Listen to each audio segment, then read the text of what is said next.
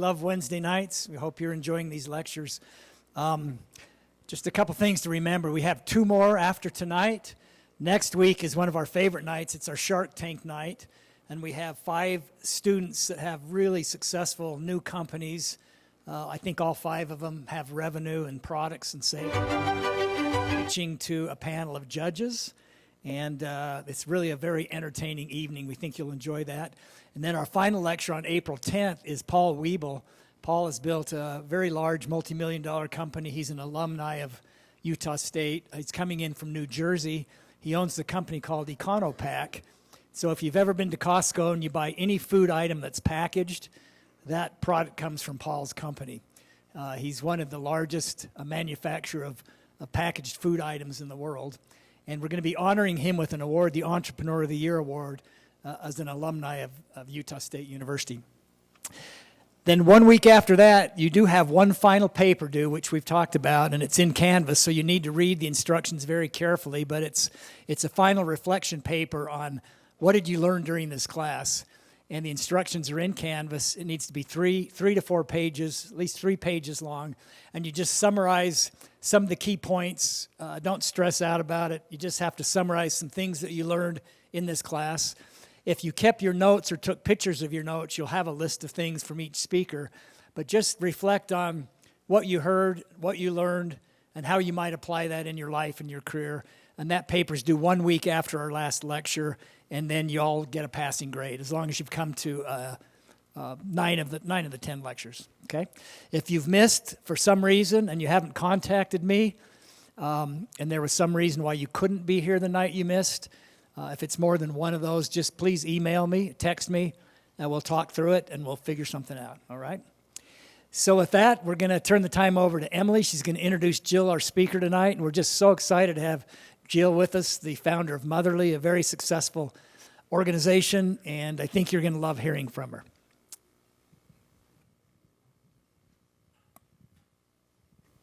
All right, Jill Koziol is the co-founder and CEO of Motherly, a well-being destination empowering mothers to thrive, an Inc. 5000 fastest-growing private company, and a Parity.org best company for women to advance. Motherly is built for mothers by mothers, engaging an audience of 40 million plus readers and viewers a month. Motherly offers on-demand parent education classes, Webby Award-winning videos, the Motherly podcast, essays and articles, and a highly engaged social media community.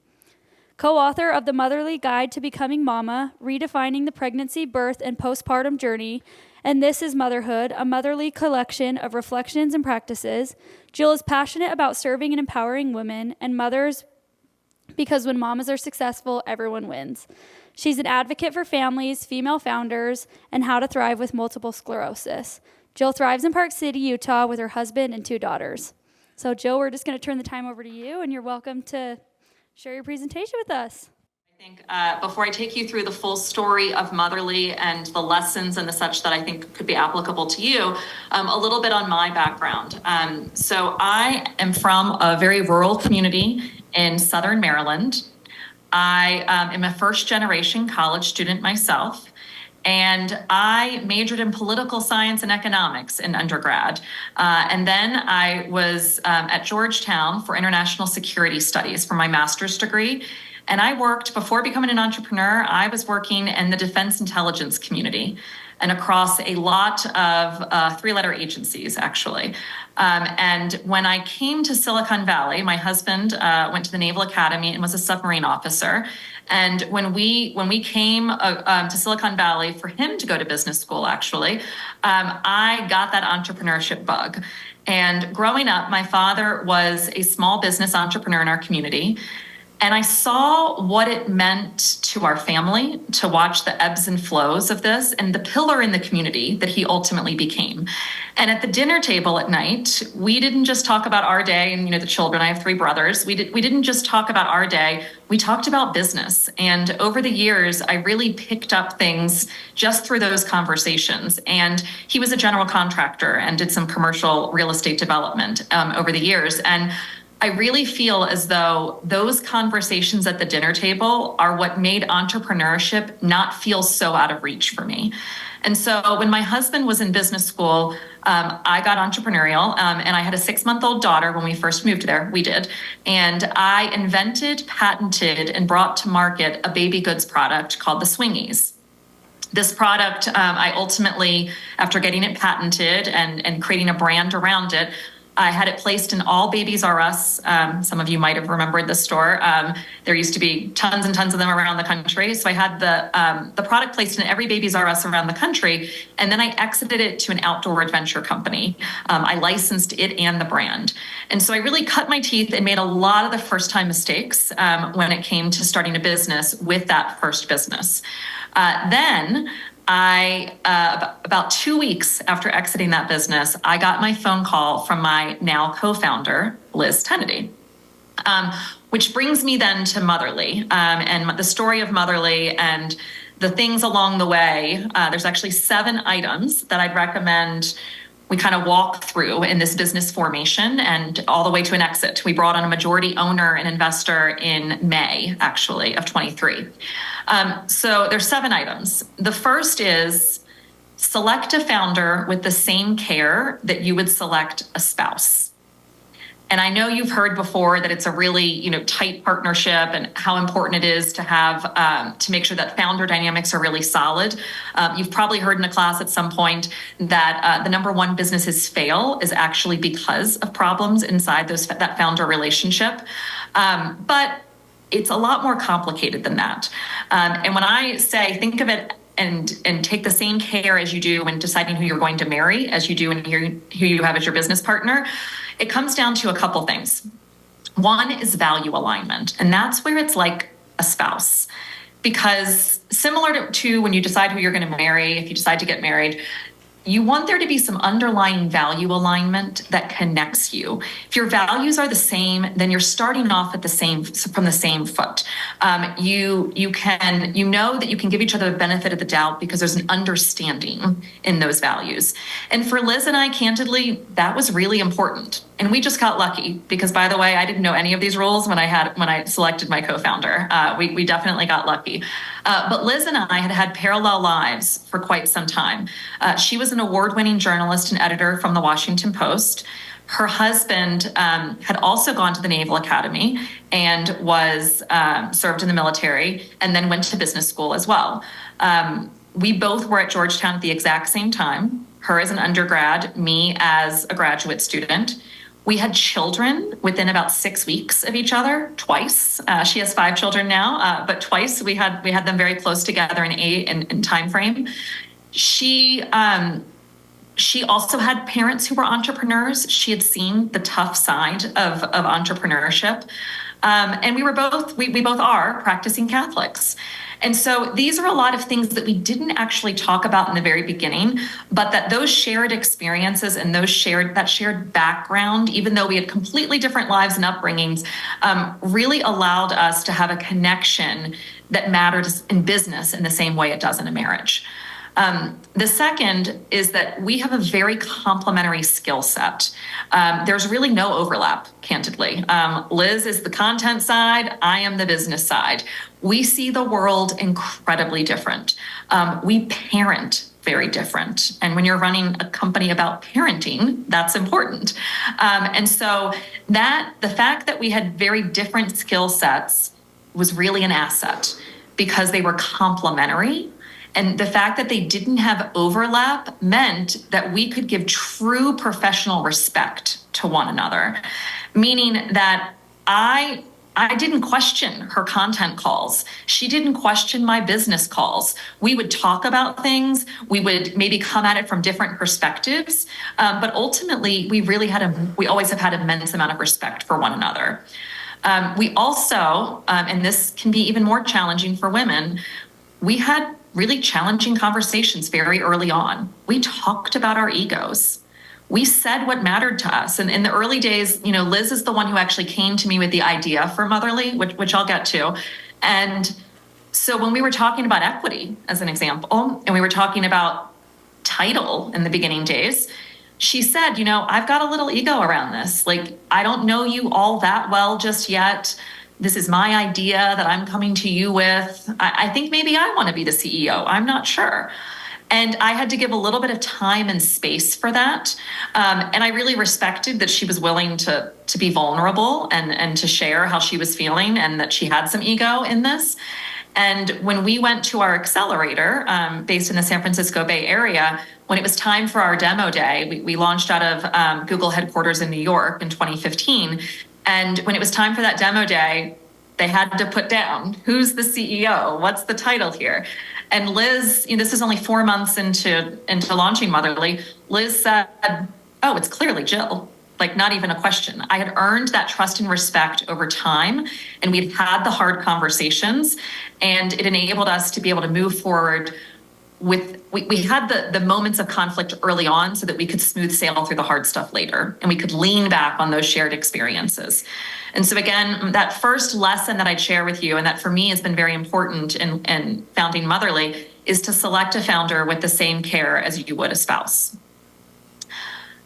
The second is to look to drivers of change, not just trends. And this gets to, why did we start Motherly in the first place? So Liz, as I mentioned, was feeling entrepreneurial when in Silicon Valley, right? When in Rome. And she had a lot of ideas about motherhood as a whole. She felt as though the media, that's the world she came from, was not accurately representing her lived experiences. That the media was treating motherhood as very one-dimensional, and that it was contributing to this concept of mommy wars, pitting working moms against stay-at-home moms and breastfeeding moms against bottle-feeding moms. And it really just didn't resonate with her. And so she was starting to ask questions and talk to other people about this.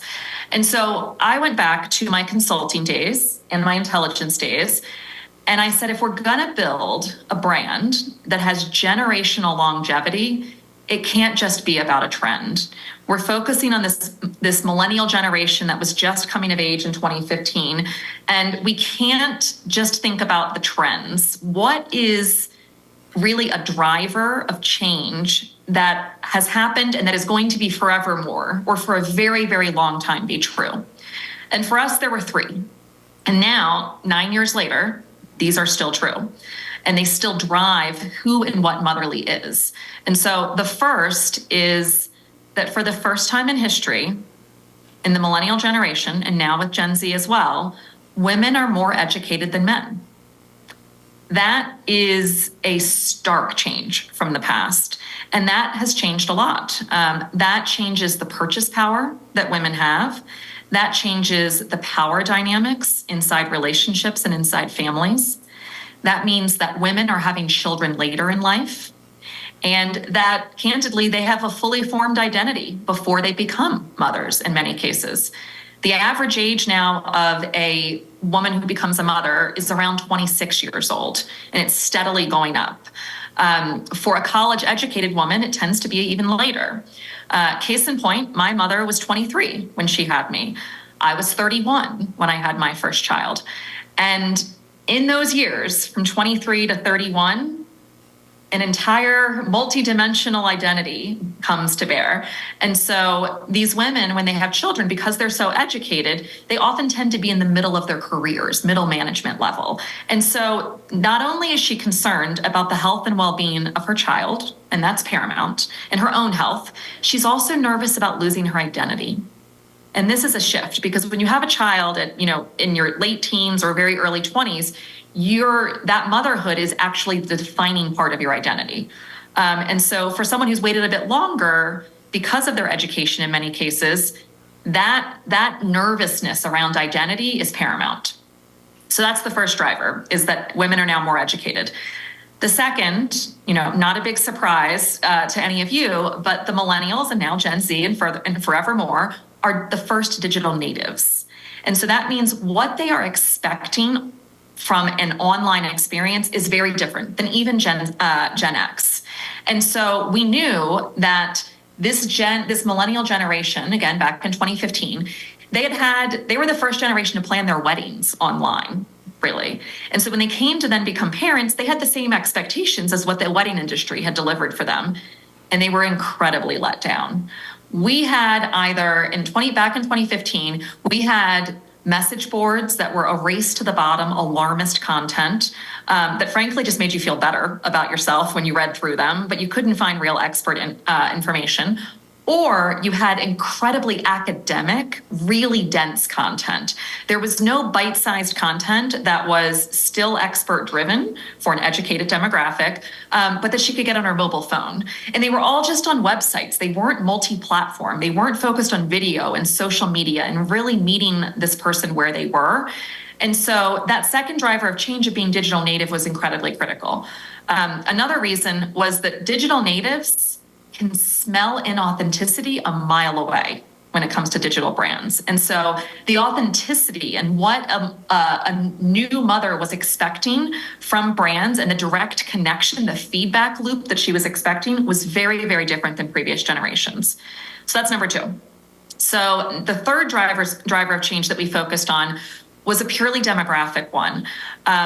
Liz looks a lot like me. We are both from the East Coast, and some could say, like, frankly, overeducated coastal, women, right? In some ways. And we are not reflective of the millennial or the Gen Z demographic that we were building for. And so the demographic that we were looking at, we got out from behind ourselves and we said, who's the woman who's actually going to engage with us? How do we build something for her? And that third driver of change is that we could see around the corner with demographic changes that by 2018, which is when it happened, the majority of births in the US would be of minorities. And that is a slightly awkward way to say it because the women giving birth actually still look a lot like me, but the children they have are minorities, meaning that we're having a lot more multiracial families. And so this is really important to note too, because these new blended families and minorities as a whole were not seeing themselves reflected in the content and in the brands that were out there. And so we needed to build a brand that would in fact be empowering and to let this woman see herself in what we were doing and that we weren't just building it for ourselves. And so those 3 drivers of change were really, that was us being obsessed with who this user was.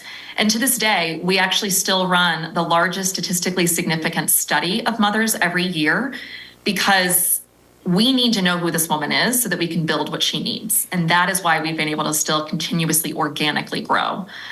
And so those drivers of change led us, so that's being very educated women, digitally native, and very diverse, led us to build a brand that was very different from anything else in the past for parenthood and motherhood, which is we are woman-centered, not baby-centered. Everything else out there was literally called baby center, the bump, scary mommy. Like these were things that were just incredibly baby-centered or frankly scary. The second, so we're woman-centered, not baby-centered. We are also evidence-based and expert-driven. And so all of our content can be trusted.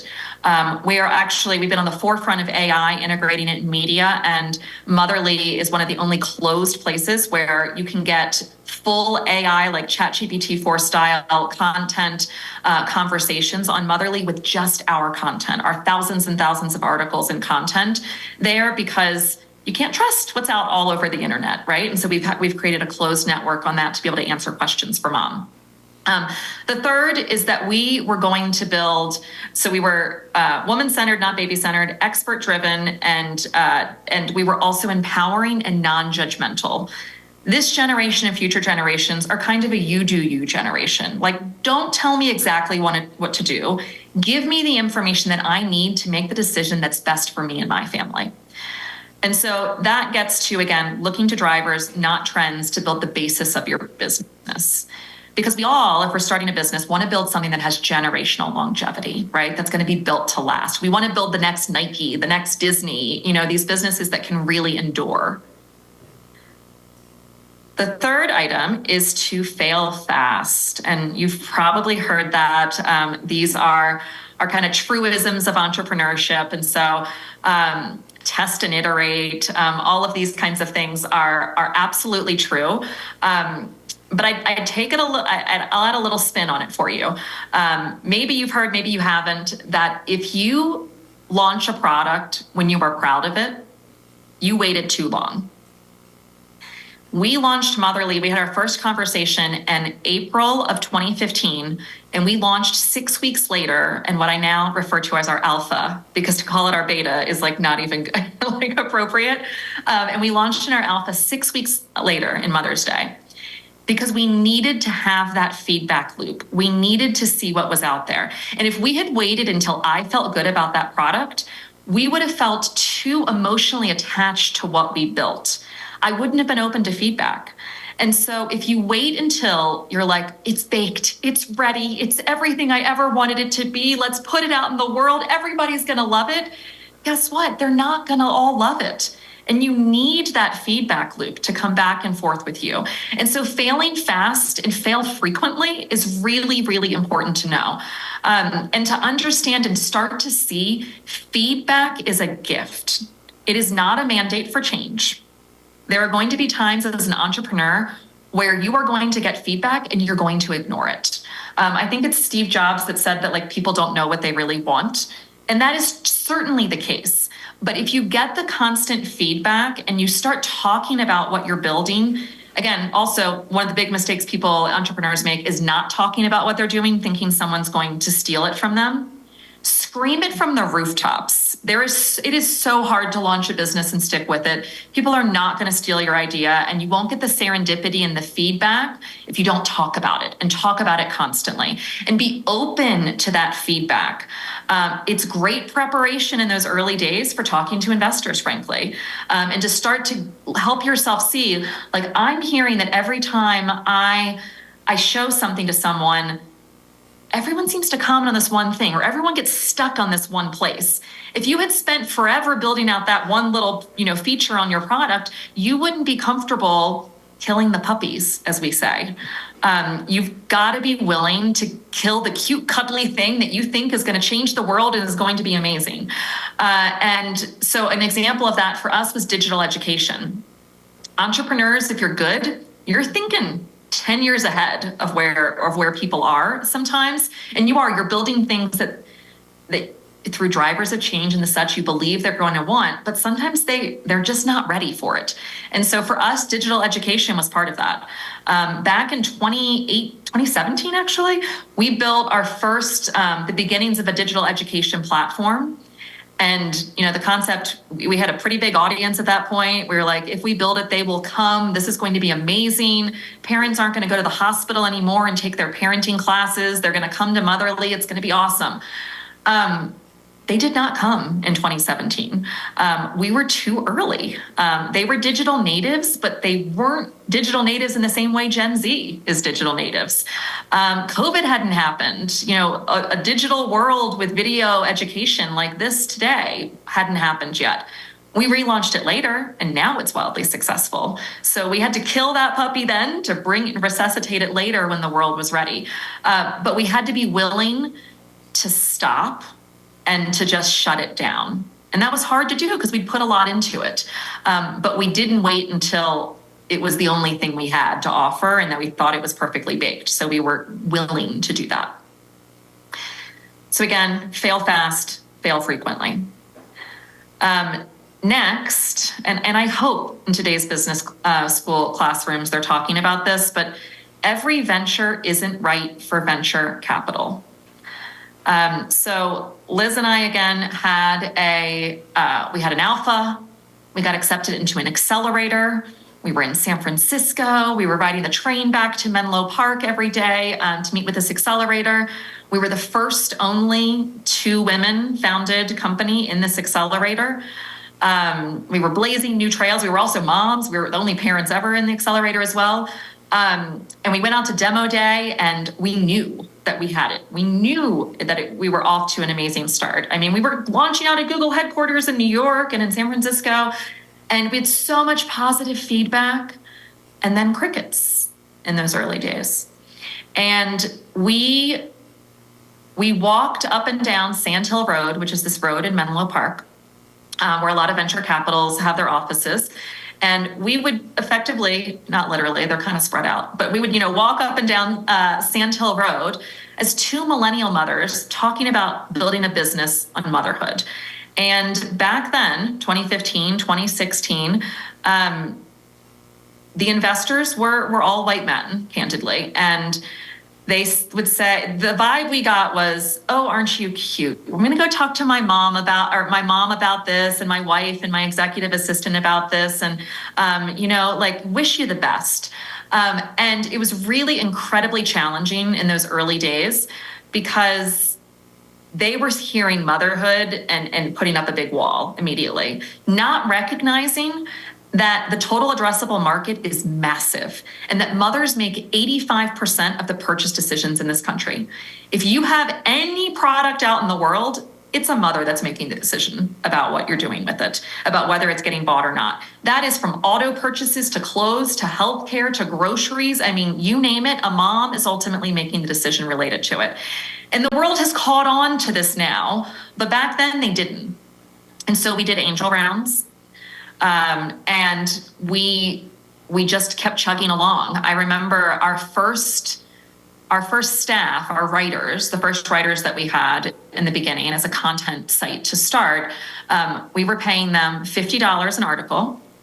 Now we pay about $150 an article, $50 an article, but we told them we could pay them $25 now and $25 when we raised capital.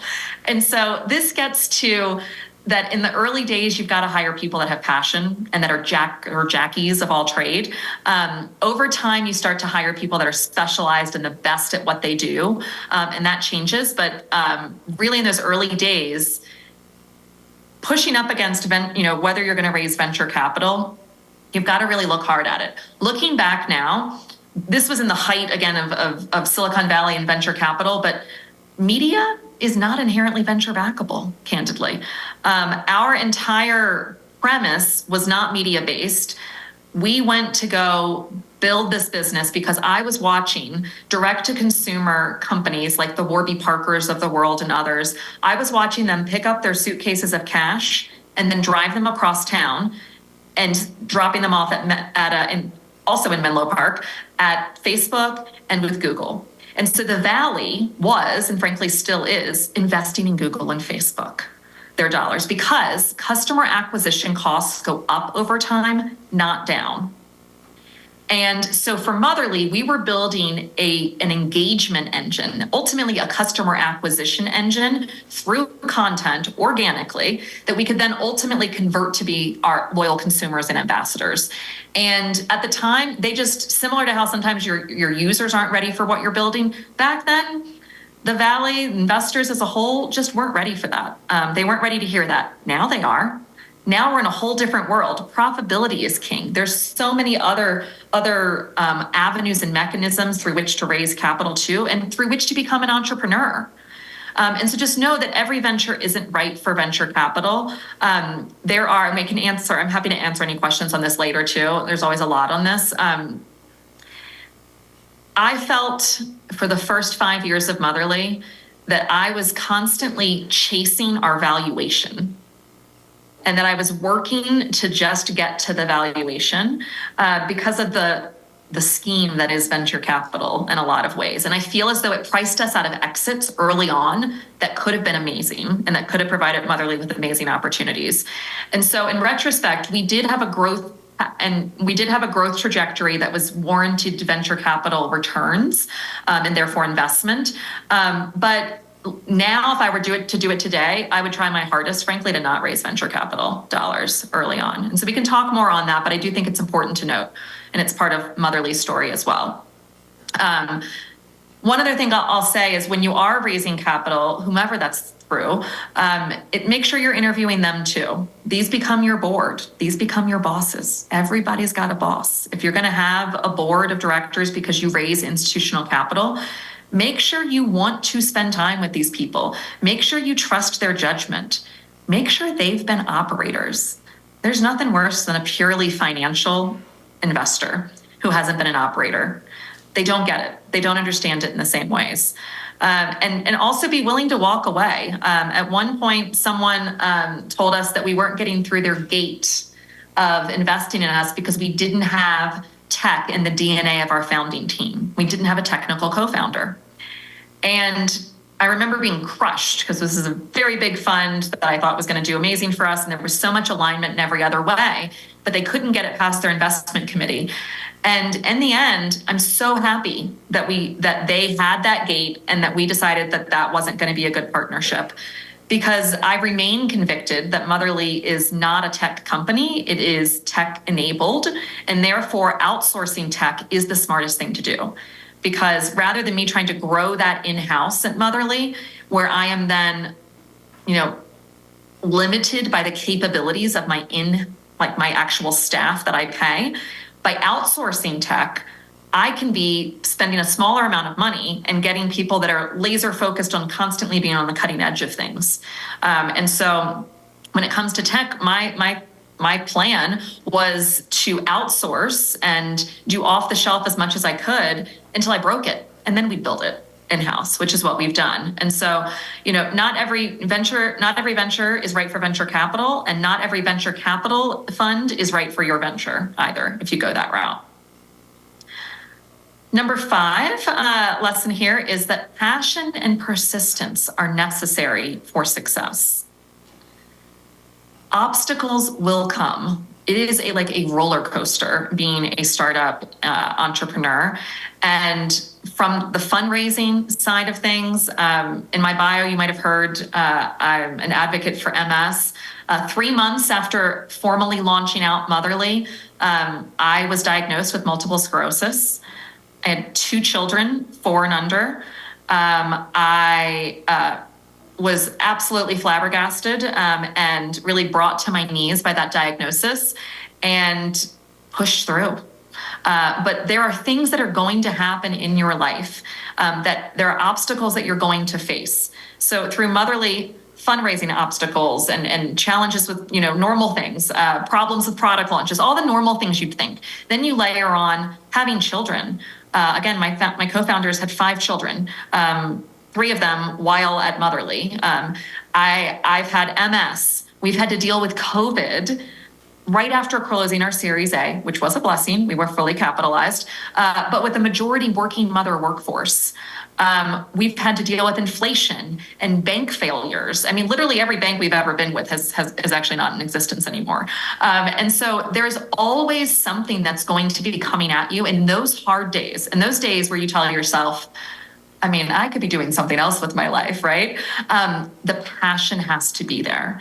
And so often in business school, I see people looking for a problem that they can build a business around or trying to find the thing that's going to make the most amount of money. That's not going to be the thing that gives you the passion to have the persistence in those really hard times. If you don't really obsess on the users that you are serving, or the problem if you're not absolutely obsessed on solving this problem and don't have passion around it in some way, and believe genuinely inside yourself that what you are doing is of a greater good, it's hard to have that persistence. And I really, really believe that passion and persistence are absolutely essential ingredients for success. Because frankly, sometimes you just have to stay alive long enough to be successful. And so sometimes you might feel like you're limping along through it all and everyone else has told you it's time to stop, and your passion is what gets you through to that phone call that may be the biggest deal that changes the business forever. And so sometimes sticking it out and just surviving. In many ways, businesses have 9 lives. And so that passion is really critical to allowing you to have that persistence. Number 6 here is that exits take different forms. And it's important that you know which one you want, what kind of exit you want, so that you build toward it. Do you want to exit because you're going to have an IPO? Well, plan out what that looks like from day one. Figure out for yourself, what are the metrics that a company that in my sector that goes public, what's it got to do? And make sure that you are building to that those are your KPIs and your metrics that you're building for. Do you want to exit to a strategic? Do you want to have a bigger company buy you that is aligned with what you're doing? Know who those strategics are from day one when you start your business, and build relationships with them. Make them your clients. Make them engaged with you in some way, and know that from the early on. Do you want to exit to a private equity fund. Do you want to be able to have an opportunity to have a second bite of the apple, like you often can in private equity, where someone takes on a majority share, you keep busting your butt through all of it, and then you get to try to sell it again later? If you want to do that, start the relationships early with those private equity funds also, and know what the measures are. Know what the rule of 40 is, with 40% year over year growth and the such. Understand what those metrics are early on for your industry and keep to those, and really make those be part of your North Star. If you want this to be a generational business, understand what that looks like too. Do you want to pass this down to your kids or to someone else in your family? Know the weight and pressure that puts people on or puts people under, but build for that. Understand what that is. Make sure you don't bring in too many external investors. Try to build it up grassroots. And so lastly, number 7 is to pay it forward. I do these and I enjoy doing these, but I also feel a responsibility to have these kinds of conversations with people like you. I didn't see a lot of female executives out there or CEOs, venture-backed female CEOs. There's still not a lot of us.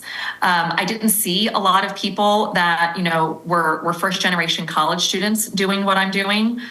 Definitely don't see a lot of people open about having an incurable disease like multiple sclerosis doing what I'm doing. And if you see it, you can be it is very, very real. I take on mentoring with people, and I take that very seriously. I'm an advisor to businesses. I'm on boards of other businesses, and just take these lessons and pay it forward as you learn your own lessons and bring up the next group behind you, because it is a hard road being an entrepreneur. It is not for the faint of heart. And having someone there behind you to normalize things, like a woman will come to me and say, "How do you do it all?" And my answer is, I don't do it all. I have a ton of help. And being able to explain even just how I run my family and the support that we have in my family from an external standpoint to be able to allow me to be the CEO that I am. These are important things that we share and are open about. So those are my 7 items. Select a founder with the same care as you would a spouse. Look to drivers, not trends, when you're starting your business. Fail fast and fail frequently. Every venture isn't right for venture capital. Passion and persistence are necessary for success. Exits take different forms, and just pay it forward. So on that, open to questions, and I would love to have a discussion with you all.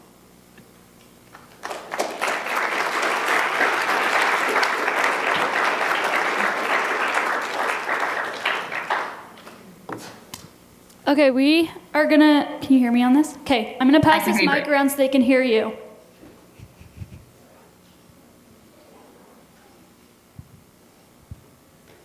Hi, you mentioned don't chase trends, find those driving forces.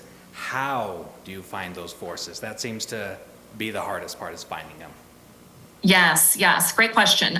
So drivers of change, not trends, and understanding what the differences are. A lot of times, so one of the things are when you're looking at the problem that you're trying to solve and the audience that you're trying to solve as part of that, or who your ultimate customer is going to be. For me, it was an audience.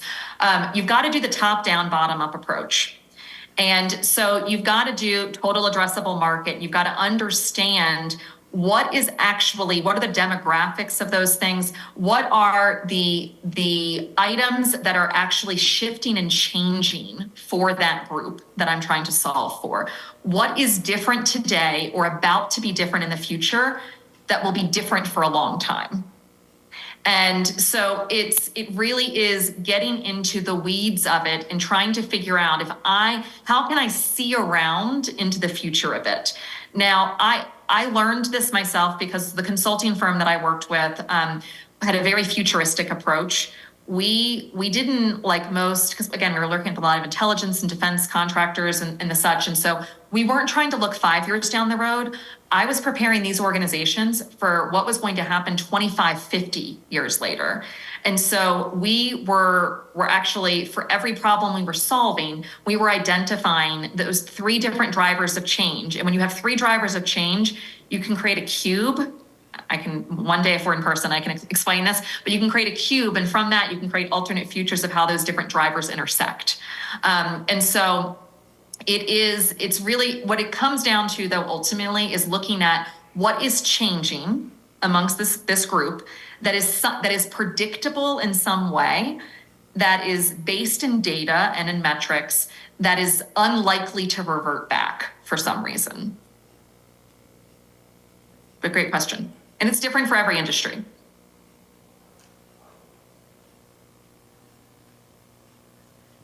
Okay, next question.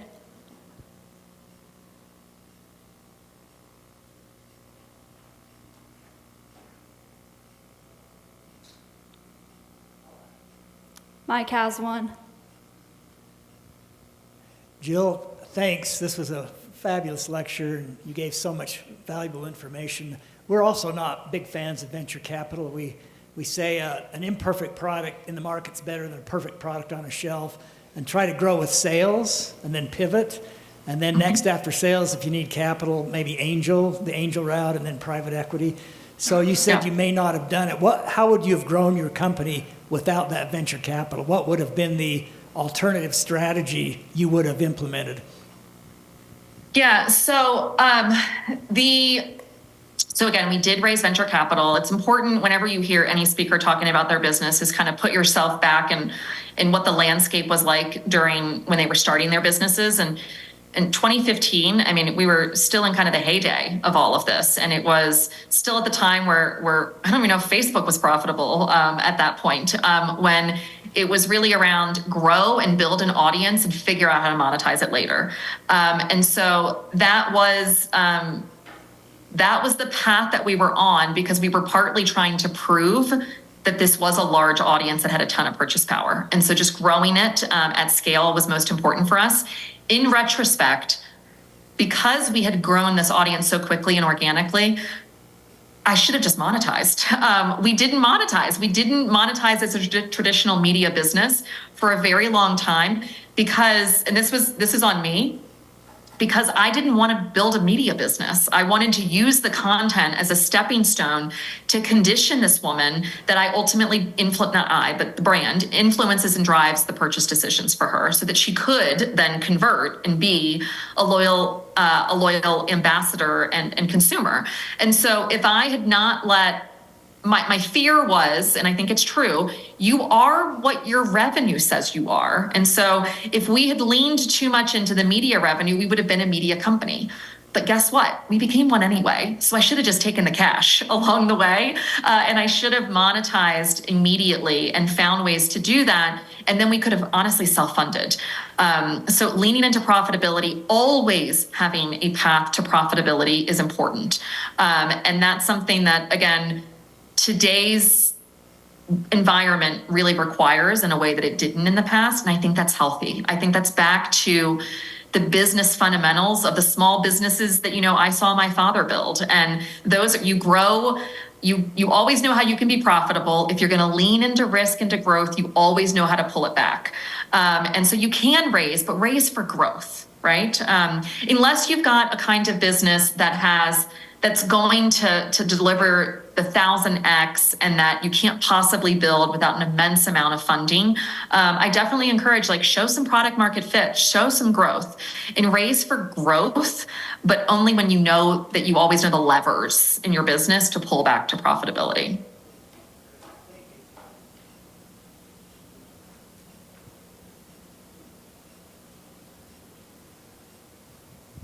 So this question's a little bit more content-oriented on the content of Motherly. As a queer person, I'd really like to know how Motherly has been handling LGBTQ issues as they've become more prevalent in modern media. Sorry, I'm going to turn that up a little bit. I know it was a content question, but can you repeat the last part? Absolutely. So as a queer person, I'd love to know how Motherly has been handling LGBTQ issues as they've been more prevalent in modern media. Okay, I still, for some reason, where it was there, I think, Emily, maybe you can come closer here and help tell me what that question was, if that's okay. Was it, I can answer, I think it might have been around media and content and the changing kind of insights there. Yeah, but can you hear me? Yes. Okay, so he just said, as a queer person, he's curious how you're handling LGBTQIA plus stuff with your content as that's becoming more prevalent these days. Okay, Yes, thank you. Thank you. Great question. And I did not gather that when you said it. So great question. So this gets to being obsessed with your user. And it gets upset. It's about being obsessed with your user, getting out from behind yourself, and knowing I'm not building this for me. I'm building this for this next demographic. We are still unapologetically woman-centered as a brand right now. And that is because we very much believe that women are still underserved when they become mothers, and that is the largest audience available to us. However, we're incredibly inclusive in our medical, specifically in our medical conversations. We are very open and inclusive.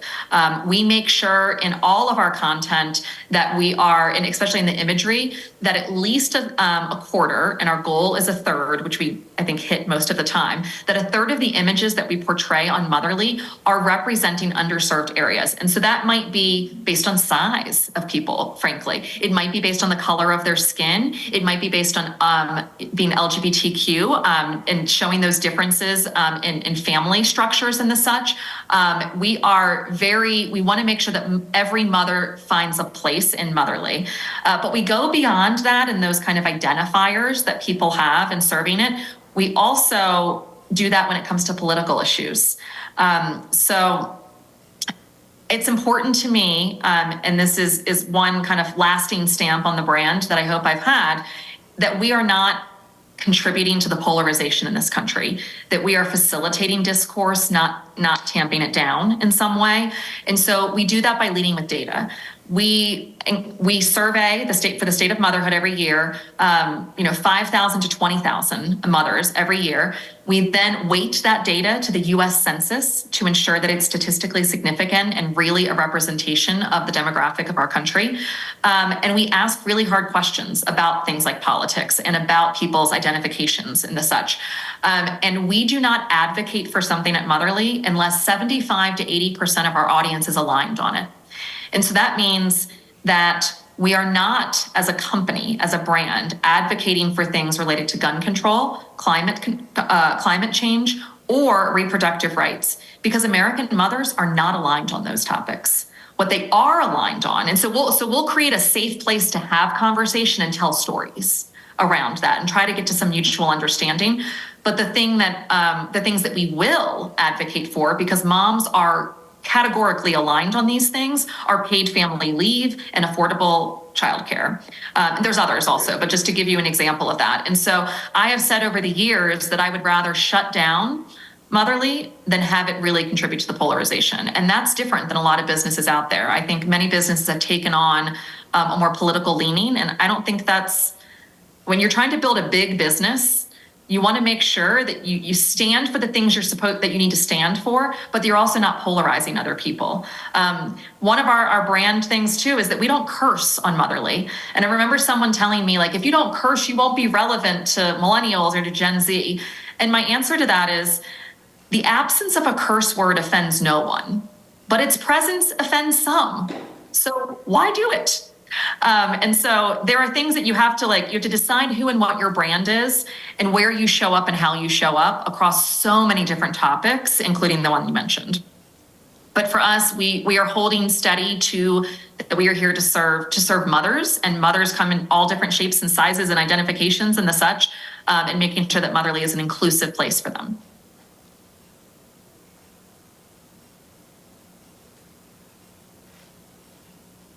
I saw a hand up in the back before. I don't know if maybe I answered the question already, or there it is.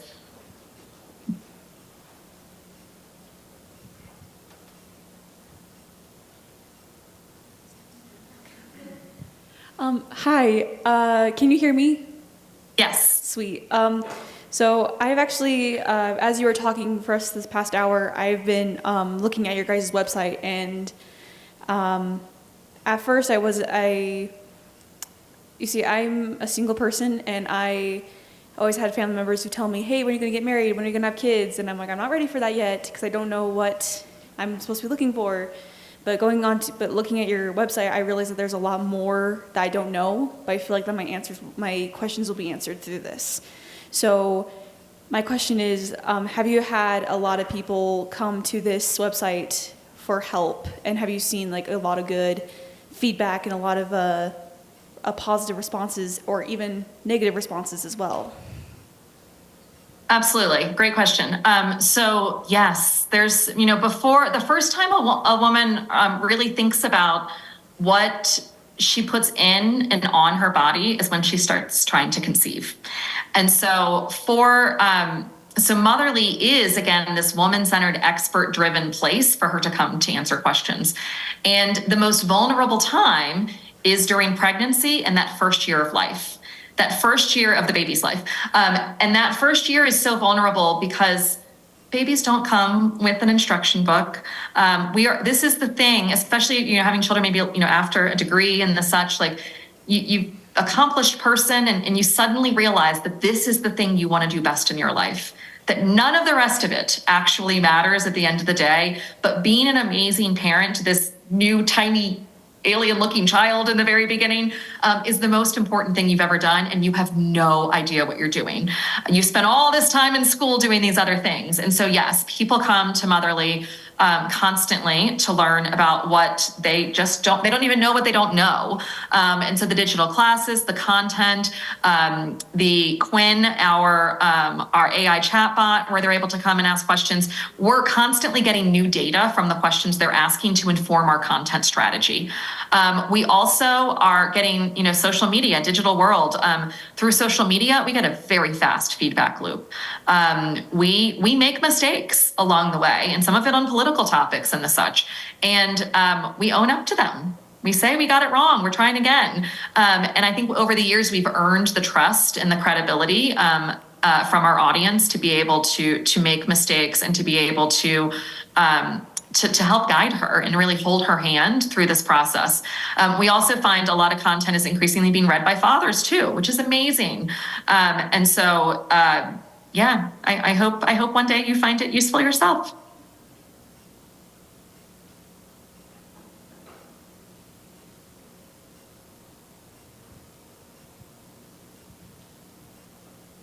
Okay, I actually have a question for you.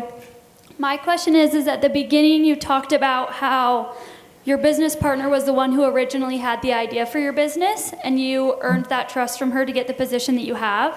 Can you tell us a little bit more about that? Yeah, absolutely. So Liz, an idea isn't much without execution. And I think that's important to know too, and hopefully as an example, if someone comes to you with an idea and wants you to be a co-founder or partner with them, that doesn't diminish who and what you are and what you bring to the table. Because Liz over the years has joked, I called the wrong person, like on the hard days. She's like, if I had called anyone else, this might have never become a business and I would be such a relaxed person right now. And so, the magic happens when you actually take action.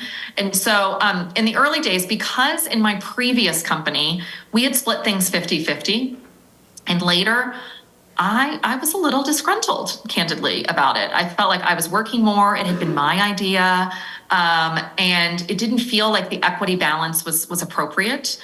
And so when Liz came to me with the concept and the idea of Motherly, and it wasn't even defined as what it ultimately was, but she initiated, right? Like she took the leap in starting the conversation. I felt it was important from an equity standpoint, to grant her an idea premium. And so when we first did the equity, I think Liz had 55 and I had 45, or maybe there was a 5% spread between us in the equity. And that felt right at the time. And then I became CEO.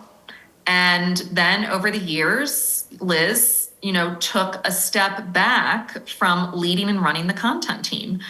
And then Liz, she still runs our award-winning podcast. She's amazing. Have so much love and respect for her. But she, over time, took steps back. And a couple years ago, she actually formally stepped back and into just the co-founder role and stopped working full-time for Motherly and only does the podcast now. And over the years, actually during fundraising opportunities, during those milestones, we granted more equity to me over time, and we right-sized that. And part of that was actually those were hard conversations, but respectful conversations, and felt very, very good about them. And in the early days, when we were deciding who does what, because there's so much to do in the early days, we started to bucket the things we were doing and started to figure out like the roles and responsibilities that we were leading. And that is how it became more and more clear that I was running the business side of everything. And so those decisions happen organically, but they're also very purposeful when they do happen. And I feel like we were, again, always showing up vulnerable and very real with each other in those conversations. And in the end, you know, our split feels right to me. I will say there's a benefit to doing it sooner when you've got like qualified small business stock and things like that. The sooner you can do it, and when it's much better when your stock options are priced at, you know, 0.00001 cent kind of thing than later when you've had a priced round and it's up. And so the sooner you have those conversations, the better, and just being upfront and honest, because similar to a marriage, letting resentment breed is not a good idea.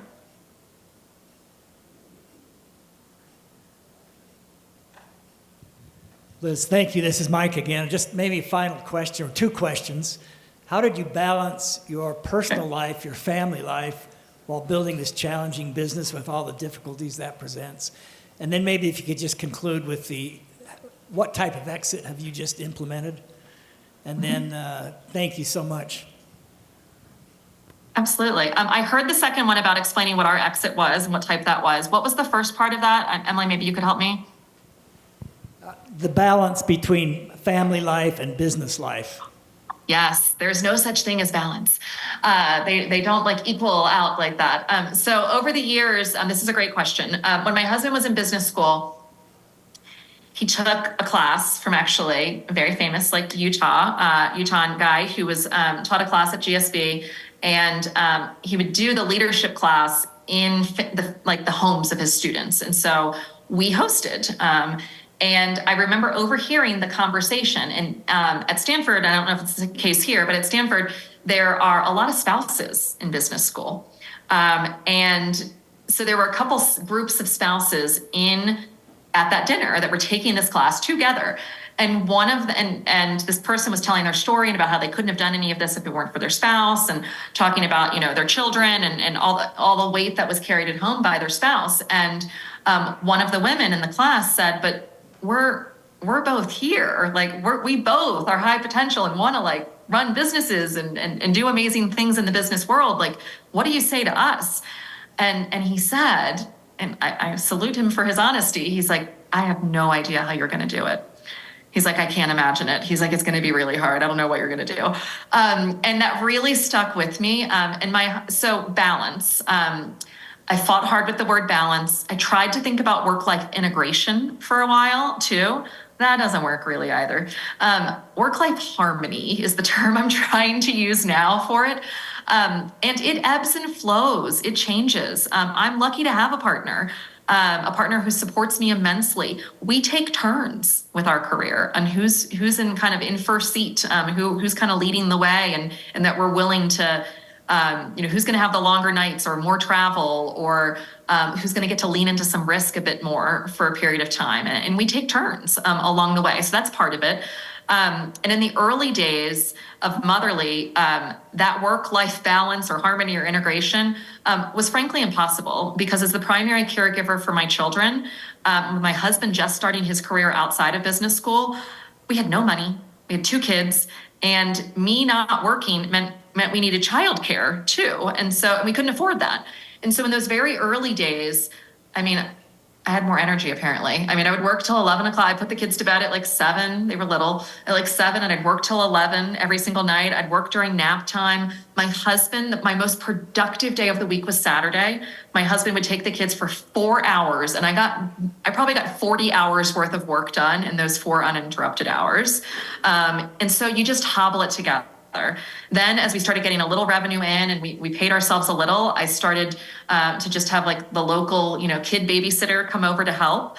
But then frankly, when we're running a business that's doing, an Inc. 5000 fastest growing business, when we moved here, we moved to Utah because California schools were not going to be open. And my husband and I could not survive running, the fund he was doing and my business without the backstop of our children in school. And so we moved to Utah and have now loved it and have stayed. But we moved here for that reason. And so once our kids became school aged, that helps a ton. But Motherly was also being more and more successful. And I started to learn that every hour I spent on doing household things was an hour I was less productive for the business. And that it was no longer just an idea, but I had families and investors really depending on me. And so I started to outsource a lot more. And so as a venture-backed female CEO, during that time, we had childcare, school. We had a house assistant that came 10 hours a week and did things like laundry and straightening up and emptying the groceries. I hadn't been to a grocery store in years, did Instacart and Amazon delivery and things like that for everything. We had a cleaning lady that came once a week. We did a lot. We've tried every food delivery possible that there is because I like to cook, but it wasn't my season for cooking and I wanted my family to eat well. And so to make that work, we had to outsource more and more. And that allowed me to be present with my children and the things that mattered.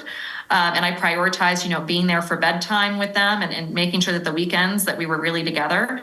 But I also, and this is really important, I prioritize my health. Being diagnosed with MS 3 months after launching Motherly was the best possible gift. Entrepreneurs, and especially women and mothers, we put our health last. And your body will break. And so the gift that MS gave me, I have no symptoms. I'm on an amazing medicine, and a lot of privilege to have access to great medical care and insurance like I do. But it taught me to prioritize my health. It taught me that if I'm not strong, if I don't work out at least 3 times a week and eat well and get sleep, that I'm not going to be able to show up for my family and I'm not going to be able to show up for my business. And there are too many people counting on me. It's not just each employee, it's each employee's family. And it's not just each investor, but it's the LPs that they represent. And so that's a heavy burden to carry. And I learned, and I pray you can learn but without having to experience hardship, that you have to put yourself first, that self-care isn't selfish, it's necessary. So for me, I carved out the things that were my non-negotiables.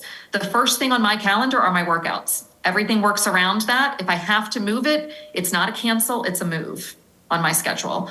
Family time, the same. Taking true breaks to be with family. Prioritizing quality over quantity and outsourcing the things like I don't need to be super mom. I just need to be an awesome mom. The exit was the second part of this. So we had inbound interest from a bunch of big media companies at the end of 2022. And guys, I was tired. I had made it through COVID. We not only made it, we'd thrived. I was at South by Southwest in Austin, early 2023, talking to one of those, and then Silicon Valley Bank goes, and First Republic Bank goes, and inflation is happening. And I mean, I felt like I had survived it all. I was exhausted. And media revenue is one of the first to go when there's like the hint of a recession. And so, because what's the first thing you can cut from your budget? Marketing. What's the first thing you stop doing? New product launches. Everyone kind of like huddles in. And so our business was suffering. We'd had inbound interest. I yelled uncle. I said, let's figure this out. And so we ended up luckily having a competitive process, a lot of different interest in people. But at that time, people were we closed right after, like the day after Mother's Day in 2023. So in May. And around that time, again, people were pretty gun shy about, still talking a lot about recession. What does this mean? There's inflation. Is another bank going to fail? And so people were really didn't want to spend cash that much. And so there were a lot of earnout options. There were they weren't clean options, I felt like. And so we had one that came. I thought we were going to do 100% buyout, and the one that came looked and smelled a lot like PE, but was a strategic company. It was an e-commerce tech company out of Bellevue, Washington. Really successful founder, billionaire, who'd had a really amazing exit and had a thesis about how they could do what they did for insurance in e-commerce, and felt like Motherly was the right thing to lead on their next tech development piece. And for me, that felt like, okay, we can find a good home for Motherly It's going to help bring to fruition my vision on e-commerce and converting this audience directly. And I felt like it was giving a lotto ticket still to investors, that we had the opportunity to then, convert and save into equity if they wanted to, and ride this next bit. So it's been a crazy, fun ride. I officially stepped down as CEO in January. When you do a deal like that with a majority, if you have good attorneys, they negotiate what your exit as a CEO looks like then. I wasn't thinking in that way, and I'm glad they did it. Because ultimately, because this wasn't just a financial investment, they were operators themselves. They didn't want me to do the things I felt a CEO should do. We had talked about it for a while, very amicable. I'm still very much involved. I'm co-founder. I'm still working through the transition now through September. But it's so awesome to be on the other side of this and to get to be like the grandma of Motherly now. It's really fun. And to see where it goes and to still be guiding it on the board, and to, for the first time in 9 years, get to think about what I want to do next. So that's it. Thank you.